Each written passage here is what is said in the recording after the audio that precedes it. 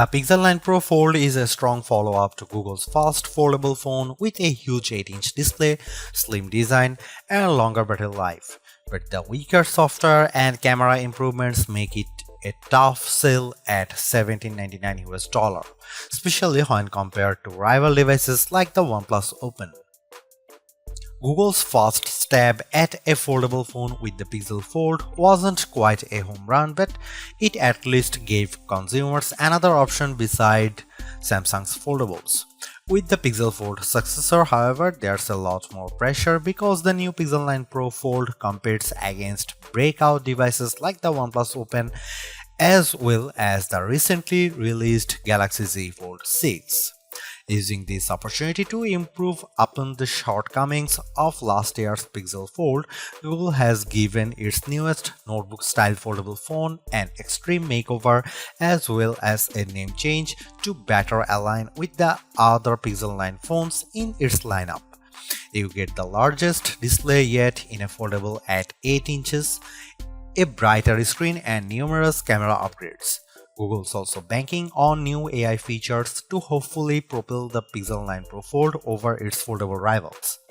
In my Pixel 9 Pro Fold review, I will tell you if all the new changes are enough to give this device that prestigious title of Best Foldable Phone. Now that the novelty of foldables has dissipated, it's going to take the Pixel 9 Pro Fold a whole lot more than just flexing to convince people it's worth the money. Google Pixel 9 Pro Fold pre-orders are available right now and it will go on sale starting on September 4 in just two plain colors, Obsidian and Porcelain. I wish that Google offered at least a third color option just to give people something else to consider, even if there are several brightly colored Pixel 9 Pro Fold cases available for this device. I also think it's a tough position with the Pixel 9 Pro Fold's base starting price of $1799 US with 256 GB of storage. While that's easier to swallow than the outrageous $1899 US cost of the Galaxy Z Fold 6 in the US, it's nowhere close to the OnePlus Open's lower cost of $1699 US, which is made better with sales and trade-in offers that get the price down to as low as $1399 US. It's also worth noting that the OnePlus Open comes with a whopping 512 GB of storage with the base model, making it tougher to justify the Pixel 9 Pro Fold's value. Almost instantly the moment I first saw it, I thought to myself that this should have been the original design for the Pixel Fold. I am struck by the improvements, specifically by the new aspect ratio, sturdier hinge design, subtle crease, and the smaller bezels around the main display. There is also the new camera arrangement on the back, which ditches the horizontal bar in favor of a rectangular cutout. Even more impressive is just the overall solid construction of the Pixel 9 Pro Fold, which was one of the criticisms I had about the original Pixel Fold. It didn't feel as polished, so I'm ecstatic that it feels much more substantial. It's also one of the skinniest and lightest foldables around at just 0.2 inches unfolded and 0.4 inches folded, while tipping the scales at a modest 9.1 ounces. Everything about the design of the Pixel Fold 9 Pro is fantastic, including its IPX8 rating, but it is still shy of matching the stylish looks and incredible construction of the OnePlus Open. Just when I thought we couldn't get any bigger screens in foldables, the Pixel 9 Pro Fold does exactly that by exceeding the screens found in rivals like the Z Fold 6 and OnePlus Open with the 8-inch 2076 by 2152 Super Actua display that serves as its main panel. The OLED-based screen looks stunning, crisp, and detailed like it should for its price. I much prefer its size this time around thanks mainly to how the Pixel 9 Pro Fold's outer 6.3-inch actual display sports a 20:9 aspect ratio, which makes the inner screen more square when unfolded.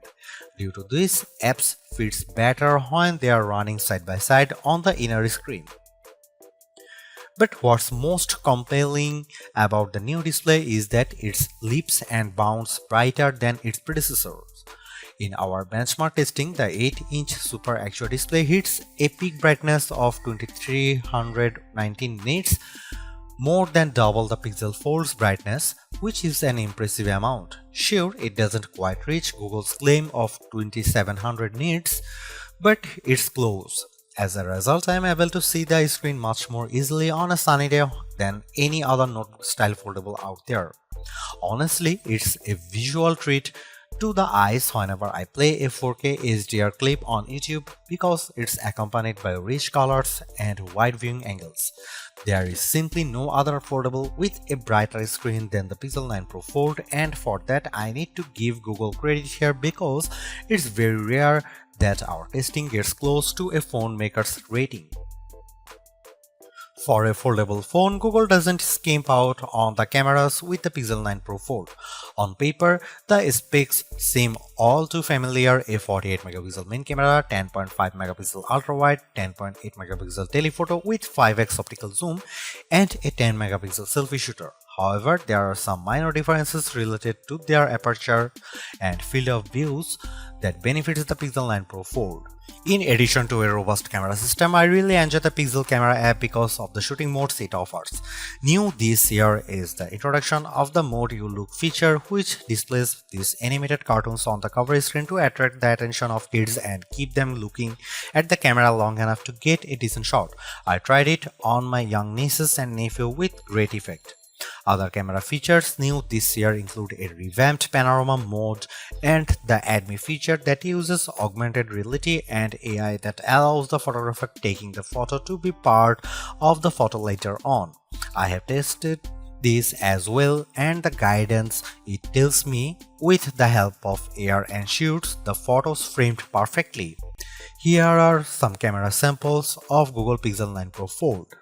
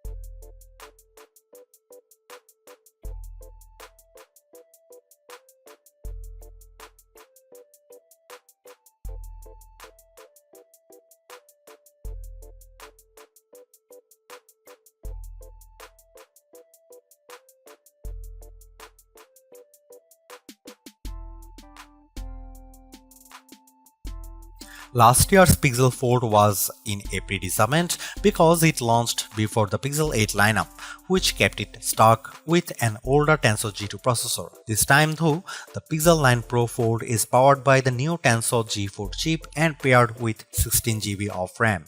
Not surprisingly, these two upgrades give a marked improvement in just about every synthetic benchmark test we threw at it. Both its single and multi-core scores in Geekbench 6 are substantially better at 1956 and 4813 respectively. It finished way ahead against the Pixel Fold, but the Tensor G4 is still way behind the scores put up by the Z Fold 6's Snapdragon 8 Gen 3 chip.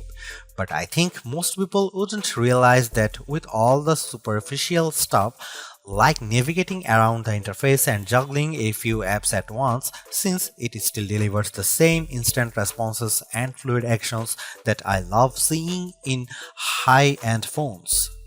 When it comes to graphics processing, the Pixel 9 Pro Force is still nowhere as smooth as the Galaxy Z Fold 6 with 3D Mark's Wildlife Unlimited test. The 55.72 FPS rate it averages in the test pales in comparisons to the smoother 112 FPS rate of the Z Fold 6, while also coming up short to the OnePlus Open's average of 84.8 FPS.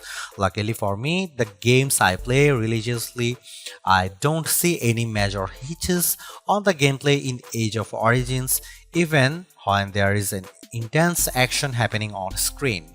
Google's silicon has yet to eclipse what Qualcomm and Apple has shown us, but I am not bummed by this because quite frankly the Pixel 9 Pro Fold feels and performs like a champ with the things I do on the daily.